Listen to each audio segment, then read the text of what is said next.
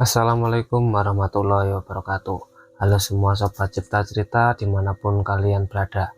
Kembali lagi bersama saya Anto selaku announcer dari kisah horor Cipta Cerita Daily, yang tentu saja menceritakan berbagai macam kisah seram, baik dari kisah nyata, mitos ataupun cerita seram lainnya. Dan bagi kalian yang baru gabung, kalian bisa bantu kami tekan tombol subscribe agar kami lebih semangat membuat konten horor buat kalian. Dan bagi kalian yang sudah subscribe, kami doakan semoga kalian selalu diberi kesehatan, dipanjangkan umurnya, dan selalu diberi kelancaran rezeki. Oke, jadi untuk malam ini gua akan bercerita kelanjutan video yang kemarin ya, masih seputar pengalaman di rumah sakit. Jadi kita malam ini akan mundur ke tahun sebelumnya, ketika gua masih kelas 2 SMP. Waktu itu gua harus menjalani operasi amandel karena menurut dokter sudah infeksi akut. Rumah sakit tempat gua operasi adalah Rumah Sakit Pelni di daerah Jakarta Barat. Waktu itu operasi amandel masih harus rawat inap setelahnya. Nggak tahu deh kalau sekarang, apakah masih rawat inap atau boleh langsung pulang. Operasi itu dilaksanakan sekitar pagi hari, sekitar jam 10-an, dan alhamdulillah operasi berjalan sangat lancar. Sore harinya setelah gua benar-benar sadar dari pengaruh bius, bapak bilang gua harus menginap sendirian di rumah sakit malamnya karena ada tetangga yang meninggal. Oleh karena itu, bapak dan ibu harus pulang ke Cilegon. Ya sudah deh, mau gimana lagi. Ya kalau memang harus sendirian, ya udah jalani aja gitu loh. Nggak apa-apa Bri, kan ada suster perawat di sini, tenang aja, ucap salah seorang perawat ketika bapak menitipkan gua ke mereka. Sekitar jam 5 sore, bapak, ibu, dan kakak pun pulang. Mulailah gua sendirian di ruangan itu. Gua dirawat di ruang perawatan kelas 2. Jadi di dalam satu kamar ada 2 tempat tidur untuk 2 pasien. Tapi malam itu nggak ada pasien selain gua. Jadi gua di situ memang benar-benar sendirian. Tempat tidur di sebelah pun juga kosong. Jadi serasa kelas 1 lah pokoknya lah. Nah, peristiwa ini adalah salah satu penyebab kenapa gua sangat menghindari tidur sendirian di dalam satu ruangan yang ada 2 tempat tidur. Entah itu rumah sakit, hotel, ataupun yang lainnya. Gua lupa ini lantai berapa. Yang gua ingat ukuran kamar cukup besar. Di situ ada TV di tengah ruangan. Gua ambil tempat tidur yang letaknya dekat dengan pintu keluar. Sementara tempat tidur yang kosong ada di sebelah kiri dekat jendela, hanya dibatasi oleh tirai putih. Malam menjelang. Waktu itu suasana di lantai tempat gua dirawat cukup sepi. Karena tempat tidur gua letaknya di sisi dekat lorong, jadi gua dapat mendengar dengan jelas apabila ada suara langkah kaki, roda troli, ataupun tempat tidur yang didorong dengan melintas. Malam itu sepi, sangat sepi sekali. Hanya sesekali terdengar langkah kaki perawat, kadang sambil mendorong troli. Sekitar jam 9 malam ada perawat yang masuk ke kamar. Dia tanya keadaan dan mengingatkan untuk meminum obat. Setelah itu beliau menyuruh gua untuk tidur. Malam itu gua masih dalam keadaan sedikit pusing. Mungkin akibat masih ada sisa-sisa pembiusan saat operasi di siang harinya. Dan di situ gua masih nggak bisa bicara karena tenggorokan gua rasanya sakit banget. Bahkan untuk minum air aja masih sakit, apalagi ngomong. Seperti biasa, TV gua biarkan menyala dengan volume yang kecil. Gak ada firasat apa-apa malam itu. Dan pukul 10 malam gua tertidur sendirian. Sekitar jam 1 malam gua terjaga. Dan apakah ada yang bisa nebak kenapa gua terjaga? Terjaga tapi masih memejamkan mata. Gua merasa ada yang memegang kening gua. Tangan memegang kening gua terasa sangat dingin dan memaksa gua untuk membuka mata pelan-pelan. Samar-samar gua melihat ternyata di sebelah tempat tidur berdiri seorang wanita berbaju terusan panjang yang kusam dengan wajah bule dan rambut warna gelap. Di situ rasanya gua seperti terhipnotis.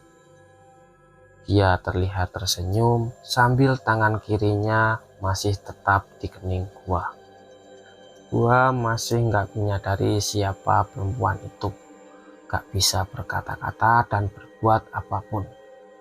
Kemudian pelan-pelan dia menuangkan obat sirup yang ada di meja ke sendok makan dan dengan pelan-pelan juga menyuapinya ke mulut gua.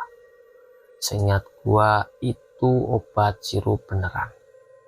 Setelah membantu gua meminum obat, beliau berjalan pelan-pelan ke arah tempat tidur kosong sebelah sambil wajahnya tetap menatap gua dengan tersenyum. Gua masih nggak bisa berbuat apa-apa ketika dia membaringkan diri di tempat tidur kosong dengan posisi miring ke kanan ke arah gua. Senyuman gak pernah lepas dari wajahnya. Salah gua waktu itu, tirai yang memisahkan dua tempat tidur dibiarkan terbuka, dan di situ harusnya gua tutup. Akibatnya kami berdua bisa bertatapan lama. Dan di titik ini gua mulai amat sangat ketakutan. Gua baru sadar kalau perempuan itu bukan manusia adalah ketika dia mulai bersenandung dengan suara lirihnya. Suara yang terdengar begitu mengambang. Badan gua langsung lemes seketika. Setelah itu gua coba menggapai tombol pemanggil perawat. Setelah bersusah payah melawan rasa takut dan tubuh yang tidak bisa bergerak, akhirnya gua berhasil menekan tombol itu. Ketika gua tengok ke arah tempat tidur sebelah, ternyata perempuan itu udah nggak ada. Dalam hati, aku merasa sangat lega. Dan gak lama dari itu, seorang suster perawat masuk ke dalam kamar dan berkata, "Ada apa?" Karena di situ gua belum bisa ngomong, gua cuma memberi bahasa isyarat agar tirai pembatas ditutup. Setelah menutup tirai, perawat keluar kamar dan menutup pintu dan situasi kembali hening. Tapi sial, gua sudah terlanjur nggak bisa tidur. Perasaan gua di situ makin nggak enak. Ternyata posisi tirai tertutup lebih menyeramkan daripada terbuka, karena gua sama sekali nggak bisa lihat ada apa di tempat tidur sebelah. Dan benar saja, beberapa saat kemudian gua mendengar suara perempuan itu bersenandung lagi dari balik tirai. Kali ini terdengar lebih seram, karena gua sudah sepenuhnya sadar gua gak bisa lari kemana-mana. Badan kembali kaku dan lemas lagi. Cukup lama senandung perempuan itu terdengar tanpa terlihat wujudnya karena terhalang oleh tirai.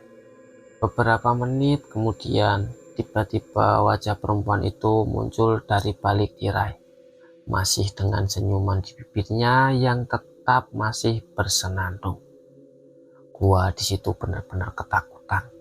Gak bisa teriak, gak bisa lari. Pelan-pelan dia berjalan ke arah pintu dan membukanya. Sebelum keluar, beliau masih sempat melihat ke arah gua dan tersenyum.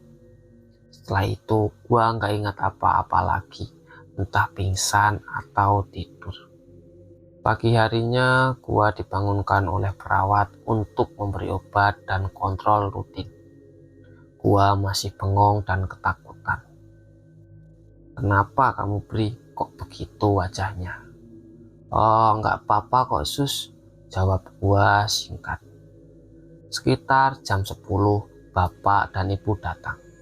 Gua langsung cerita semua tentang kejadian yang gua alami semalam. Ibu cuma ketawa-ketawa, sedang bapak langsung bertanya, "Jadi gimana? Nanti malam mau menginap di sini lagi?" Ia sambil tersenyum. "Ih, nyebelin banget sih. Nggak mau lah, Pak. Gua mau pulang," jawab gua menahan tangis. Dan sorenya gua kembali pulang. Sebelum pulang, gua pamit ke para perawat dan tiba-tiba salah satu ada yang nyeletuk. "Semalam didatangi suster Belanda ya? Berarti dia suka sama kamu tuh." Dan ternyata kampretnya mereka semua sudah tahu.